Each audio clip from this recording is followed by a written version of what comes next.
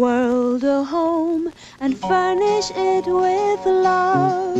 Grow apple trees and honeybees and snow white turtle doves. I like to teach the world to sing with me. Perfect harmony, perfect harmony. I like to buy the world a book and keep it company.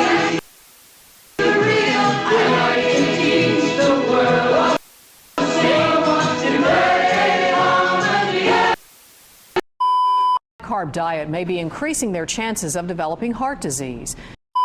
A little sweet now and then, but too much sugar can be bad for your health. Health study really got our attention today. It's in a medical journal called Circulation, and it says that men who drink soda or other sugary beverages greatly increase their risk of heart attack. As every scary Netflix nutrition documentary starts, a black screen. Dun, dun, dun. But not today. Today is an informative session about my research question. How are excessive amount of sugar and cardiovascular disease related? You may be asking what cardiovascular disease may be. It is a disease that is related to the heart that has multiple conditions. One of the diseases is atherosclerosis, a condition that develops when plaque builds up in the arteries. A heart attack, where blood flow is blocked, a stroke, where blood supply is cut off from the brain, or heart failure, where the heart isn't pumping well enough. Now let's move on over to the sweet side of things. So what makes up sugar? All it is carbon and water. Yup, I know, surprising. So, coming in, here's the roster for the carbohydrates.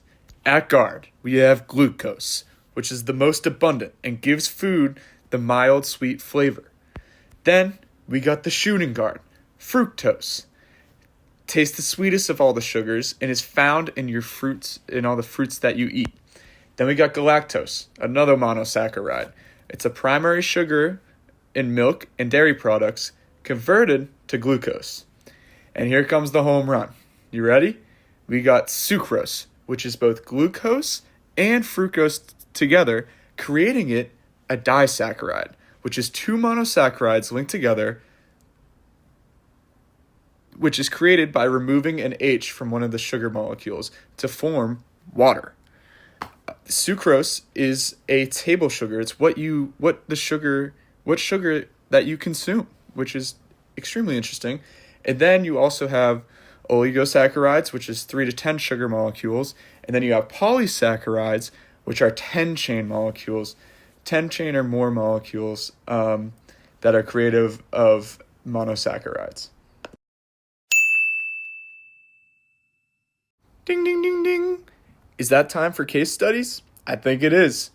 In this epidemiological study, it shows the direct relationship between cardiovascular disease mortality and the increase of added sugar consumption and calories. As you can see on the study, when the percentage of calories and added sugar consumption went up, so did the mortality rates for cardiovascular disease patients. But when it went down to 14%, so did the cardiovascular disease mortality. All right, case study 1, done. Now we move on to the meat and potatoes of the video, digestion. So first, with carbohydrates, we start in the mouth. Salivary amylase begins the digestion of carbohydrates. It then goes to the stomach. The acidity of the stomach actually halts salivary amylase and stops carbohydrate digestion from furthering until it gets to the small intestine.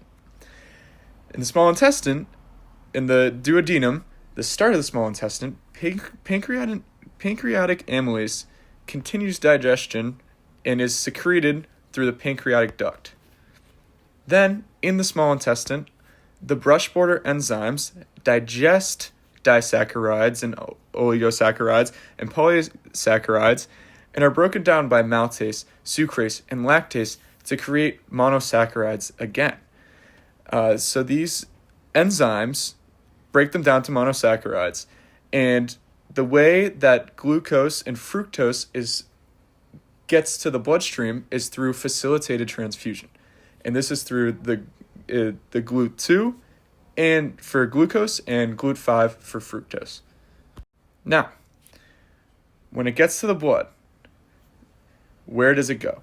So, when the monosaccharides enter the bloodstream, they travel to the liver via the portal vein. The liver can convert fructose and galactose to glucose. The liver may form glucose to glycogen for burnout energy or release to bloodstream for use in another part of the body. All right, so this is what I've been getting excited for, to really get into the cardiovascular disease part of it.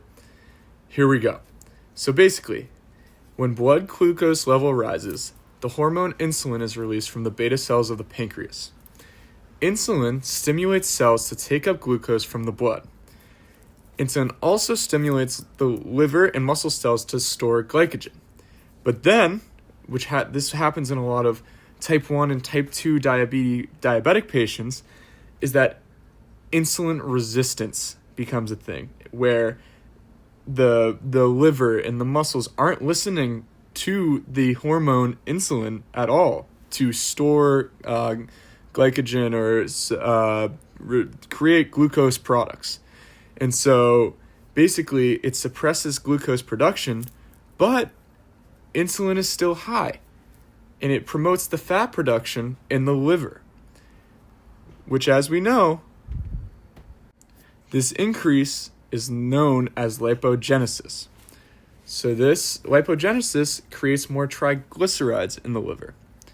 And as it leaves the liver out into the bloodstream, it leaves as VLDL, very low density lipoprotein.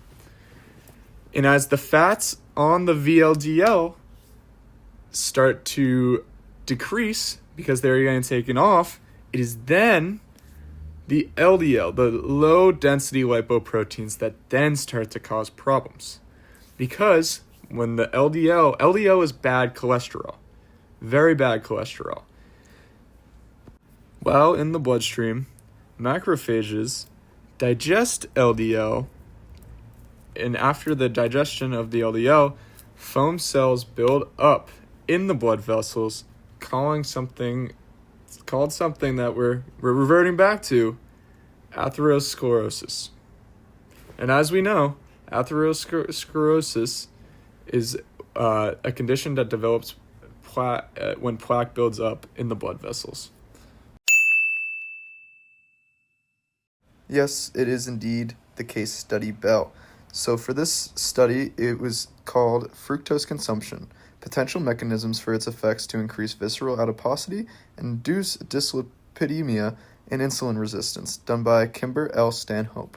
What they really got throughout this whole entire study was that the higher fructose diets may provide a lipid oversupply, which overall increases VLDL, and as we just went over, that turns to LDL, and then is consumed by the macrophage, then creates the foam cell, which is not good for cardiovascular disease at all.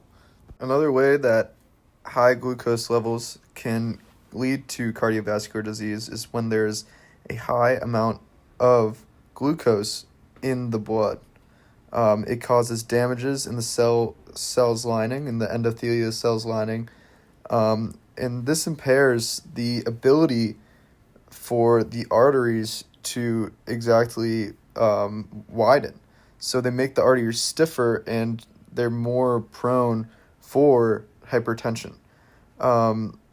This also leads to a damaged endothelium and becomes adhesive to immune cells, and has a early startup for the plaque formation and what is about to come.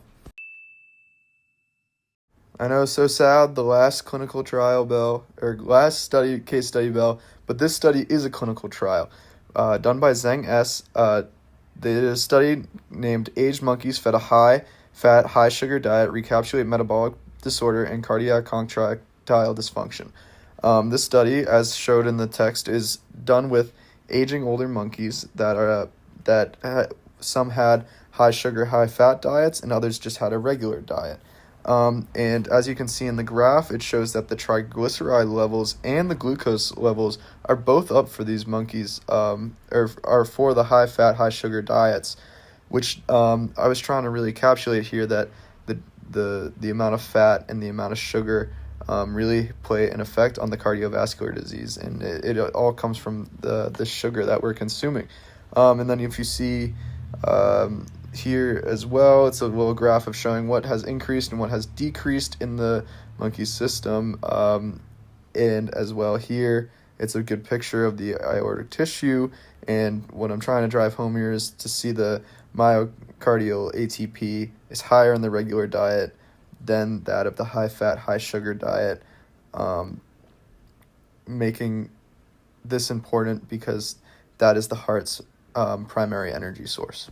Overall, my conclusion on this matter is a deep one, where I have taken this information for myself, and every time, of course, one sugary snack's not going to hurt me. Of course, one sugary whatever is going to be fine, but really has me looking for the future. And knowing what is going to happen, I can see the relationship between carbohydrates, between how it's not just about, there's more mechanisms to it. It going to the liver, having your insulin levels increase and not be able to function anymore. It's a scary process. It's a scary thought, but I'm so glad that I was able to do research on this and figure out more about it, and as well as I'm hoping to get to everyone else and see how important sugar is, and sugar is connected with cardiovascular disease. And overall, yes, I do see a huge connection in it, and of course in moderation. Sometimes it's fine, but overall, to cut the sugar down is the best mechanism to continue with.